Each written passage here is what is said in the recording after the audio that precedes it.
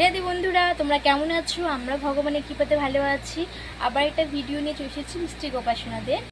দেখো, এখন কিন্তু আমি গোপসোনাদের স্নান করিয়ে নিব। আর আমার গোপুরা কিন্তু স্নান করতে বেশ ভালো পায়।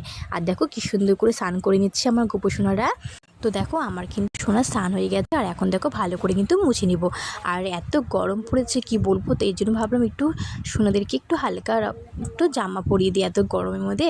আর আমাদের তো টিনের ঘর জানোই, এই জন্য আরও বেশি গরম লাগে আমার সোনাদের। তো দেখো, এদিকে কিন্তু আমার সোনার কিন্তু জামাটা পরানো হয়ে গেছে। কেমন হয়েছে অবশ্যই তোমরা কমেন্ট করে জানিও। তারপরে দেখো, আমি কিন্তু বসিয়ে দিয়েছি, সব সোনাদের কিন্তু স্নান করিয়ে নিয়েছি। আর আজকে দেখো মৌসুমি দিব, এত গরম কি দিব, এই জন্য কিন্তু গরমে কিন্তু তোমরা তো জানোই মৌসুমি গেলে কিন্তু আমার সোনার শরীরটা ঠান্ডা থাকে, এই জন্য কিন্তু দেখে কিন্তু আমি দেখো মৌসুমি কিন্তু কেটে নিচ্ছি। দেখো, আমার কিন্তু বটিটাতে একদমই ধান নেই, তা কোনো মতো ফলগুলো কেটে নিয়েছি। আর দেখো, এদিকে সোনাদের কিন্তু আমি দিয়ে দিয়েছি। আর এখন দেখো, আমি একটু সোনাদের আরতি করে নিচ্ছি।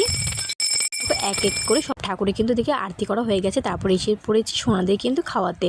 আর এদিকে কিন্তু আমি সব সোনাদের কিন্তু খাই না নিলে সোনারা আবার খেতে চায় না।